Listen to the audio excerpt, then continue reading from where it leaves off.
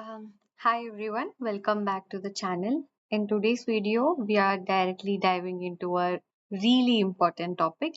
It's called accessible parking under the IGBC and NBC 2016 guidelines.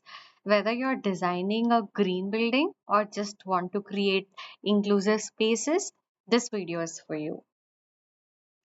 So when it comes to the clause 3.3, that is signage requirement, let's start with signage because if it's not visible, it's not usable.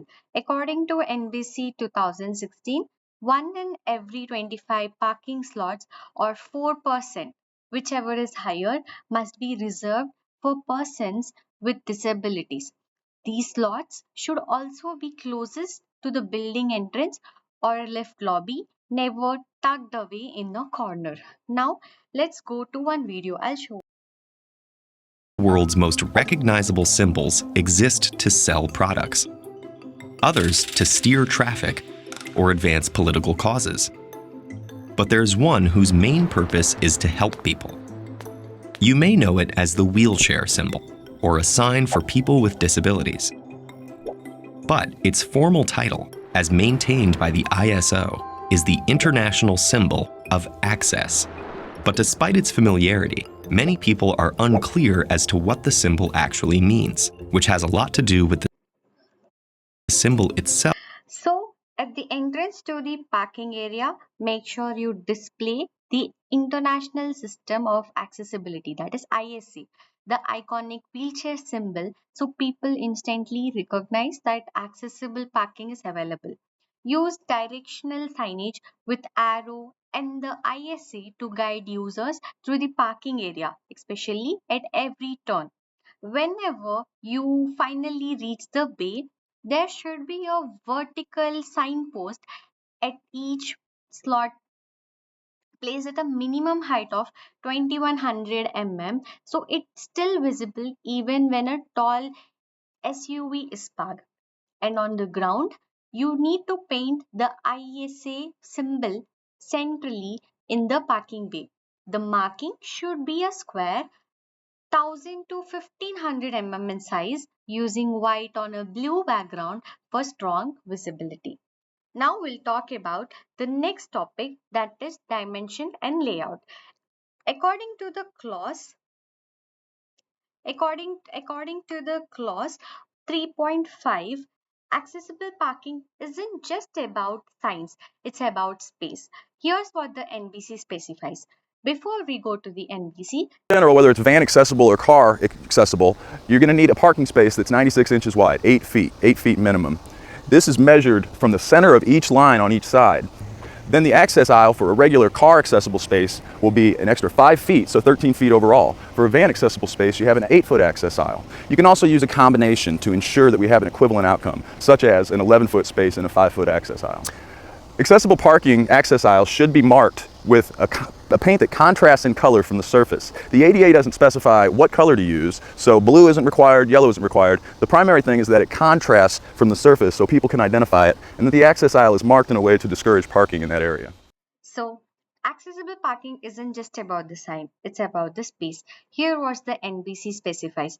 For a standard car, the accessible space should be 3900 mm wide, which includes a 1500 mm transfer area. Super important for people using wheelchairs. The length, it's about 5400 mm. Now, for if you're planning two accessible bays next to each other, you can share the transfer space, making the total width 6300 mm. For the vans or vehicles with side or rear lifts, go even bigger.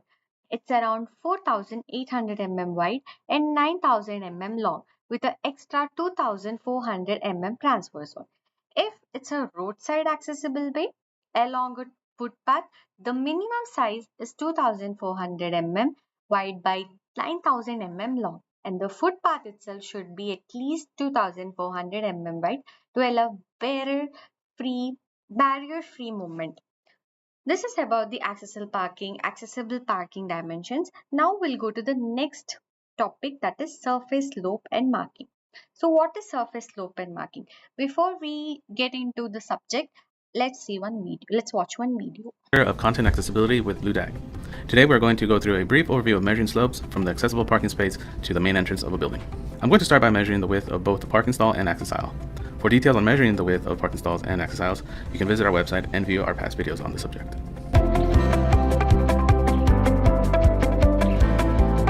Now I'm ready to begin checking for excessive slopes for the parking space. As you can see, I've attached a strap to my level.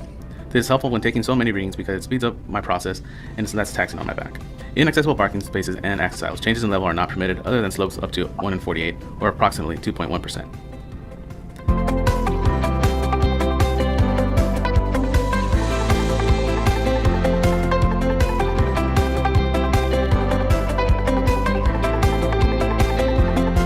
Here, the slope was 3 to Surface slope and marking. The surface of the accessible parking must be firm, level, and slip resistant.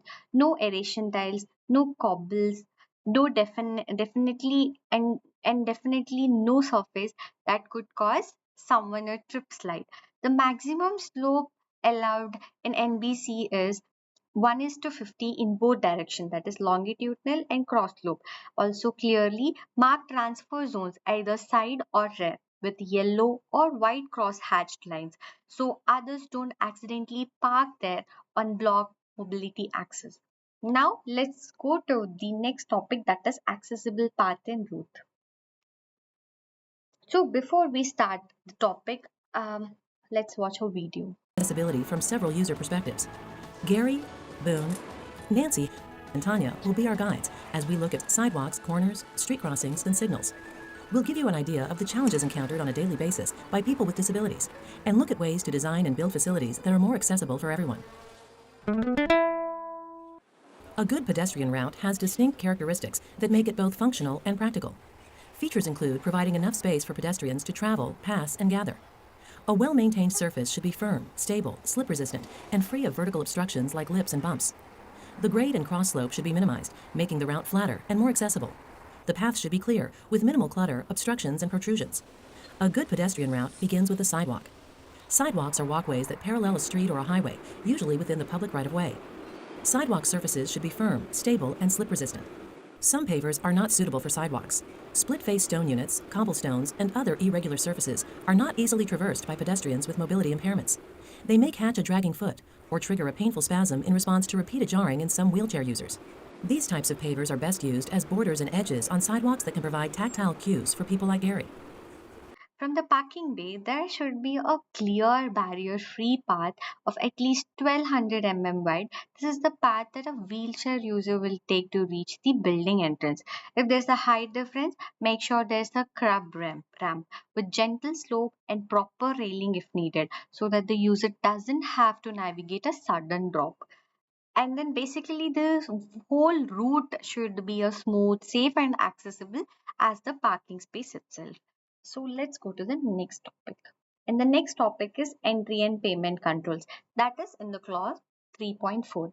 Finally, the experience of entering the parking lot and paying for it should also be accessible.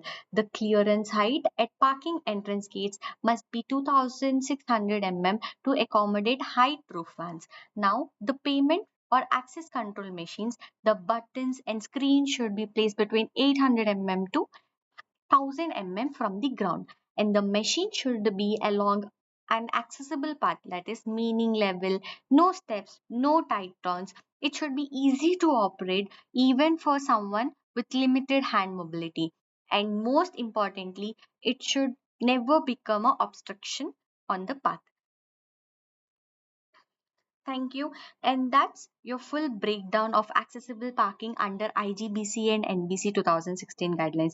Remember, accessibility is not just a checklist, it's about creating a definite and seamless experience for everyone. If you found this helpful, don't forget to like, share, and subscribe, and drop your questions or suggestions in the comments below. Let's build a more inclusive world, one parking space at a time.